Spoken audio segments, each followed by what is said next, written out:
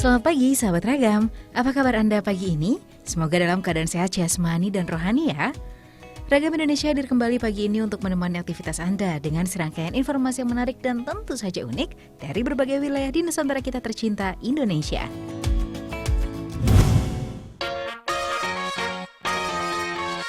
Masyarakat Lampung adalah masyarakat yang gemar berkumpul dan bersilaturahmi, baik antar keluarga maupun antar tetangga. Secara kultural, Lampung memiliki dua masyarakat adat, yakni Lampung Saibatin dan Lampung Pepadun. Keduanya sama-sama memiliki kebiasaan berkumpul. Mereka berkumpul di acara pernikahan, acara adat, atau acara keagamaan. Dari kebiasaan berkumpul diperlukan makanan yang bisa dinikmati bersama-sama. Dari situlah lahirnya kuliner-kuliner khas Lampung nan lezat. Sahabat, kuliner apa saja yang menjadi khas Lampung? Mari kita saksikan informasinya.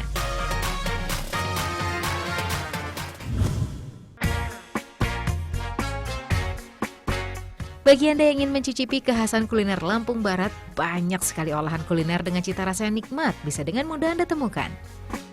Kuliner pertama yang bisa Anda coba di Lampung Barat yaitu tabuh bungsua katak ngisi. Ini adalah kuliner perpaduan antara rebung dengan kacang merah yang diracik dengan sejumlah bumbu khas. Rebung adalah tunas muda yang tumbuh dari akar bambu. Di Asia sendiri, rebung banyak diolah sebagai bahan dasar makanan. Selain enak, rebung dipercaya memiliki segudang manfaat, sehingga tak heran jika di Lampung Barat, rebung sering dijadikan makanan sehari-hari. Rebung memiliki kandungan karbohidrat, protein, dan 12 asam amino yang sangat diperlukan oleh tubuh. Mengonsumsi rebung secara teratur diyakini merupakan salah satu tindakan preventif untuk menghambat berbagai penyakit, termasuk kanker. Untuk membuat tabuh bungsua katak ngisi tidaklah terlalu sulit. Siapkan bahan-bahan yang terdiri dari rebung, kacang merah, cabai halus, bumbu lengkap, dan tomat cherry. Proses pertama dimulai dari membersihkan rebung dari bagian kulitnya. Hal ini sangat penting karena kulit rebung memiliki sifat gatal. Pembersihan dilakukan dari pangkal rebung hingga bagian ujung. Setelah rebung dibersihkan, iris tipis dengan pola searah. Ada dua bagian inti rebung. Bagian pertama yaitu daun muda dan bagian kedua yaitu pangkal.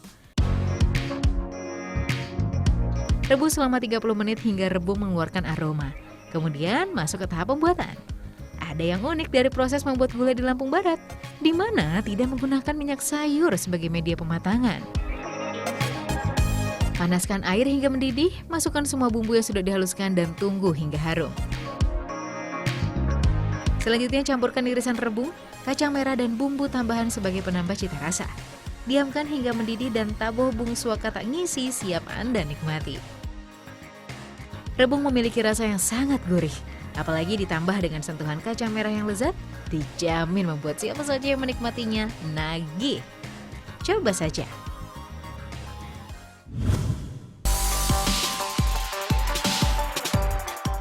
Ini dia taum siak kelapa. Taum siak kelapa juga menjadi kuliner kebanggaan yang dimiliki pesisir barat.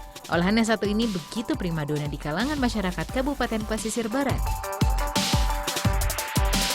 Terbuat dari ikan tanjan, bawang merah dan bawang putih yang telah dihaluskan, kencur halus dan daun kemangi. Ikan tanjan atau dikenal juga dengan ikan selar memiliki rasa yang gurih. Selain itu, ikan ini memiliki kandungan gizi yang sangat baik untuk tubuh seperti omega 3, protein, lemak, vitamin D, dan mineral. Taum siak kelapa adalah sajian mewah saat diadakan beberapa upacara adat, mulai dari acara nikahan atau nayuh, bedua, tegak lamban hingga bediom. Pembuatan taum siak kelapa dimulai dengan mencampurkan semua bumbu hingga rata. Jika semua bumbu sudah tercampur, selanjutnya tahap pembungkusan. Tata bumbu di atas daun pisang, masukkan ikan tanjan dan baluri kembali dengan bumbu. Terakhir, bungkus rapi.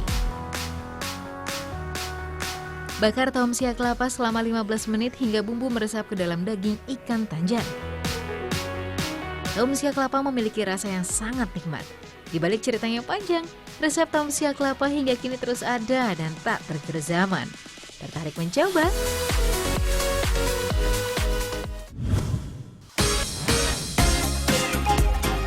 Sahabat, waktu pagi adalah saat otak sedang mencapai tingkat keaktifan tertinggi. Tak heran, seringkali banyak ide kreatif muncul tanpa diduga di pagi hari. Nah, dari ide-ide kreatif anak bangsa berikut ini, tercipta kreasi-kreasi unik yang terbuat dari aneka limbah yang terbuang. Berikut kami sajikan informasi selengkapnya. Semoga bisa menginspirasi Anda ya, sahabat ragam.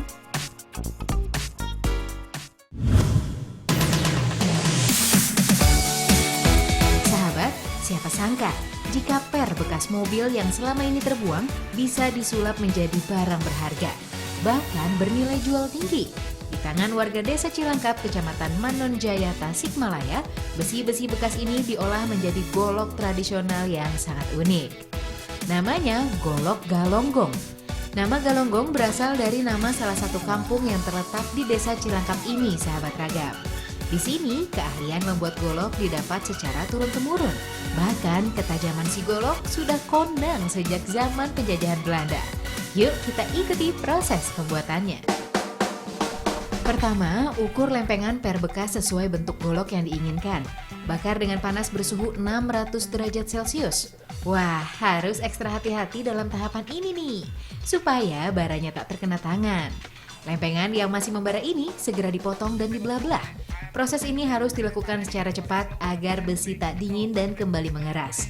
Setelah dipotong-potong, besi kembali dibakar hingga merah membara dan ditempa. Penempaan dilakukan oleh 3 orang secara silih berganti dengan tempo yang cepat. Di bagian ini bentuk golok akan mulai terlihat. Setelah proses penempaan pertama, lempengan kembali dipanaskan lagi. Lalu rapikan menjadi bentuk golok yang diinginkan. Disinilah peran vital sang empu dibutuhkan. Keahlian dan ketelitian sangat dibutuhkan dalam proses ini, sahabat ragam. Biar semakin cantik, ukir dengan motif khas galonggong, yaitu motif mamanukan. Wah, cantik ya hasilnya. Tinggal tambahkan sarung atau sarangka yang berbahan dasar kayu sanokeling. Harga golok per buah mulai dari Rp40.000 hingga Rp1.000.000. Meski berbahan dasar besi bekas, golok galonggong ini sudah dikenal hingga mancanegara loh, seperti Kanada, Belgia, Jepang, Australia, hingga Amerika.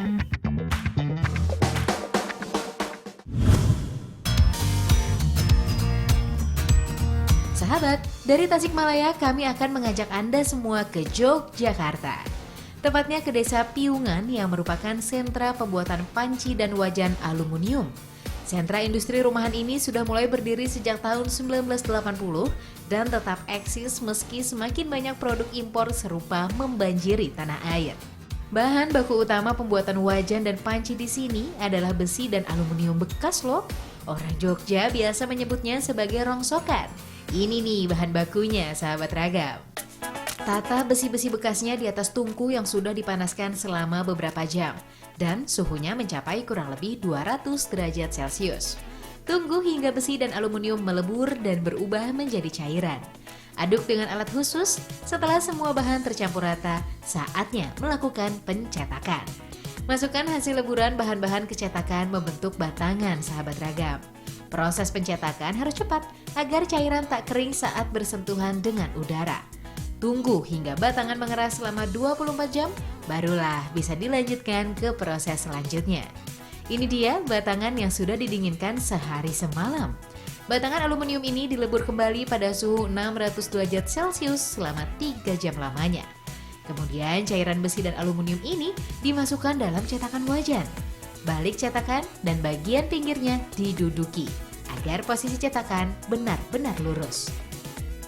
Nah, ini dia wajan yang telah kering. Supaya permukaannya rata dan berkilau, harus dihaluskan dengan gerinda otomatis ini, sahabat ragam. Selain wajan, industri rumahan ini juga memproduksi panci yang dipasarkan di seluruh daerah di Pulau Jawa, bahkan hingga keluar Jawa. Hebat sekali ya, sahabat.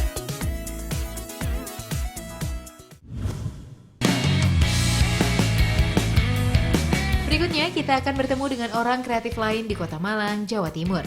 Pemuda-pemuda kreatif dari desa Karangjati ini mampu menyulap barang rongsok menjadi kerajinan miniatur Vespa atau motor yang menarik. Salah satunya adalah kerajinan Vespa Mini dari besi-besi bekas korek gas, sahabat ragam. Pertama, korek gas bekas ini dipisahkan per bagian. Hati-hati saat membongkarnya ya, sahabat ragam. Meskipun korek bekas, seringkali masih ada sisa gas di dalamnya. Supaya aman, buka plastik gas di dalam air seperti ini.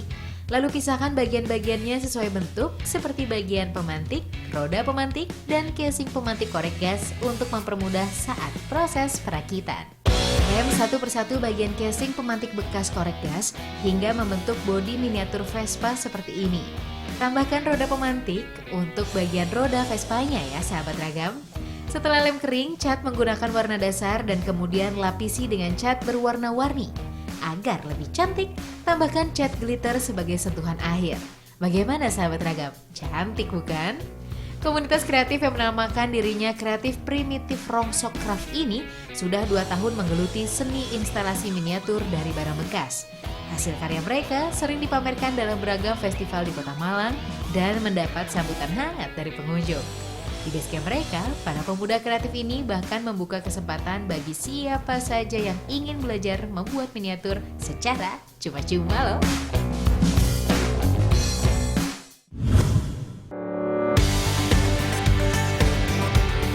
Sahabat, kita akan beranjak menuju sebuah kampung yang memiliki nama unik, yaitu Kampung Gelasan. Kampung ini berada di Desa Tanjung Sari, Jawa Barat. Di sini mayoritas warganya berprofesi sebagai pembuat benang gelasan untuk layang-layang. Bahan bakunya dari limbah kaca, gelas, piring, dan botol bekas. Usaha rumahan ini sudah berdiri sejak 10 tahun yang lalu. Tak heran jika peralatan yang digunakan sudah cukup canggih ya sahabat ragam. Yuk, sekarang giling dulu limbah kacanya hingga halus. Setelah cukup halus, giling kembali pecahan kacanya ke dalam tabung rakitan ini. Beri sedikit air dan putar selama beberapa jam. Kemudian keluarkan campuran air dan beling-beling halusnya dan endapkan selama beberapa hari hingga beling dan air terpisah. Sekarang lanjut ke proses penyaringan ya sahabat ragam. Endapan beling diletakkan di atas kertas sablon. Tambahkan air dan aduk-aduk dengan gerakan naik turun hingga air benar-benar habis. Saat inilah akan terlihat gelasan yang halus dan yang masih kasar. Jemur di bawah terik matahari hingga benar-benar kering. Sambil menunggu gelasan kering, saatnya memproses kenur atau senarnya terlebih dahulu. Kenur yang digunakan berukuran 28 atau lebih tipis dari senar pancing. Kenur diamplas dengan mesin buatan sendiri seperti ini agar kenur bisa menempel erat dengan gelasannya. Oplos gelasan dengan cat dan dicampur sedikit bensin. Aduk-aduk dan benang gelasan siap digulung menggunakan bambu setinggi 15 meter yang nantinya berfungsi sebagai pengait kenur sahabat. Putar-putar dan gulung menggunakan gulungan kayu yang telah disediakan. Sejak dulu, benang gelasan jadi perlengkapan wajib saat bermain layang-layang. Tak heran jika Desa Tanjung Sari sudah jadi sentra pembuatan benang gelasan yang tersohor. Tak hanya dipasarkan di Pulau Jawa, benang gelasan Desa Tanjung Sari juga dikirim hingga luar Pulau Jawa. Satu gulungan benang gelasan ukuran kecil dijual sekitar 10 hingga 20 ribu rupiah. Sahabat, karena kerajinan ini memiliki sifat tajam, maka dalam penggunaannya harus berhati-hati ya, terutama bagi anak-anak. Harus selalu dalam pengawasan orang dewasa.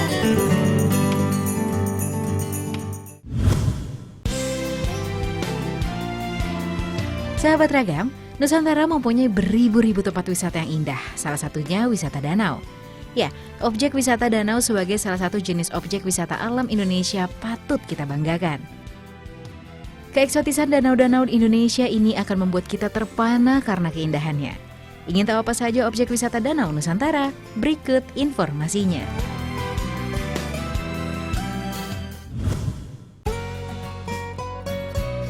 Sahabat ragam, negara kita Indonesia dianugerahi bentangan alam dengan sisi yang berbeda pada tiap daerah. Sebagai daerah pegunungan, keindahan alam pegunungan Afrak tidak usah diragukan lagi. Keindahan ini akan Anda rasakan tatkala menuju ke salah satu danau di pegunungan Arfak. Danau Anggigita merupakan satu danau yang berada di balik perbukitan yang memisahkan satu distrik dengan 9 distrik lainnya. Masyarakat Arfak lebih mengenal danau ini dengan Danau Perempuan. Dari Danau Anggigita, Anda bisa melanjutkan perjalanan ke Danau Anggigiji. Danau ini lebih besar dibandingkan dengan danau sebelumnya. Masyarakat Arfak juga mengenal Danau Anggigiji sebagai danau laki-laki. Danau Anggigiji memiliki perairan yang sangat tenang. Tumbuhan khas pegunungan nampak tumbuh subur di antara tepian danau. Umumnya, tumbuh-tumbuhan ini adalah endemik khas Arfak yang berarti tidak ada di tempat lain. Danau Anggigiji nampak sangat elok di antara perbukitan Firdaus yang mengelilingi danau ini. Danau kebanggaan masyarakat Arfak ini benar-benar menghipnotis mata. Danau Anggigiji selain menawarkan alam yang cantik, juga dijadikan sebagai denyut nadi kehidupan warga. Tak sedikit yang mencoba peruntungan dengan memancing di sekitaran jeti atau dermaga danau.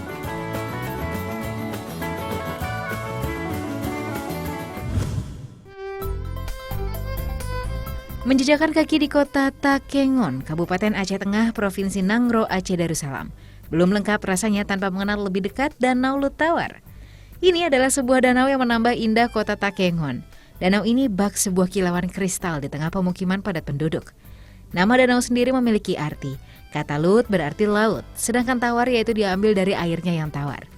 Danau ini memang begitu luas seolah menyerupai samudra. Keberadaan Danau Lutawar selain sebagai objek wisata yang kerap dikunjungi oleh wisatawan baik domestik maupun mancanegara, juga digunakan sebagai sumber air bagi sejumlah wilayah di Kabupaten Aceh Tengah. Danau Lutawar memiliki luas sekitar 5.472 hektar dengan panjang 17 km. Danau ini begitu terpampang nyata membelah sebagian besar wilayah Takengon. Panorama di sekitar Danau Lutawar yang diapit oleh dua bukit menyajikan keindahan tersendiri bagi siapa saja yang berkunjung. Barisan bukit menjulang ditambah gradasi air menyala menjadikan Danau Lutawar ini begitu anggun dipandang mata. Danau Lutawar menjadi oase tersendiri tatkala Anda rindu akan suguhan alam yang menenangkan jiwa. Di sini Anda bisa merasakan atmosfer danau dibalut dengan permadani awan tak bertepi. Anda juga bisa merelaksasikan diri Anda dengan berjalan dan menghirup udara khas danau yang sejuk. Inilah bingkisan Tuhan yang luar biasa. Menghabiskan waktu di Danau Lutawar memang menjadi sensasi tersendiri. Disinilah kita tersadar jika semesta tak pernah ingkar akan torehan pesona yang dipancarkannya. Sungguh indah sekali.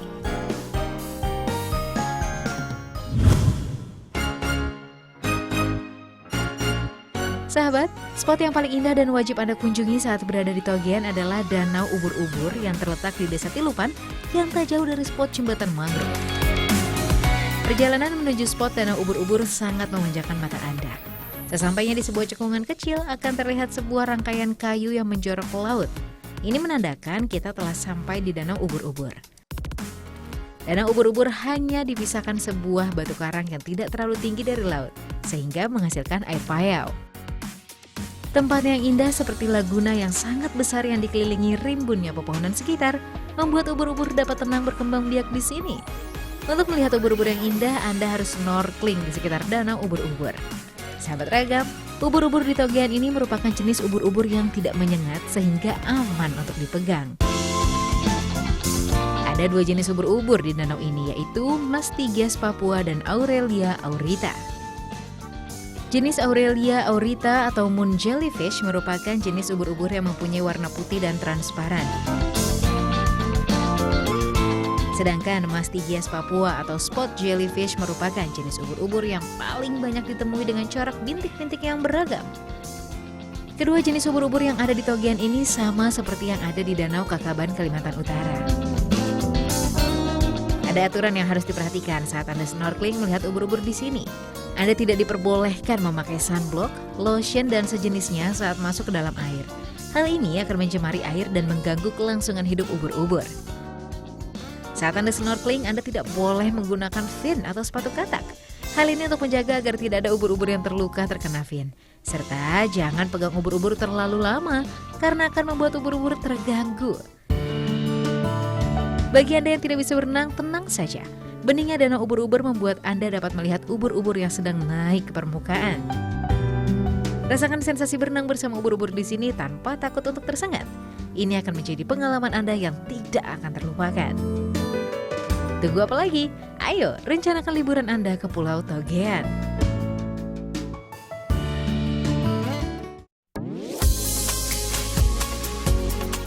Pastikan Anda tetap di Trans 7, karena selanjutnya kami akan kembali dengan informasi menarik lainnya. Jadi tetap di Ragam Indonesia.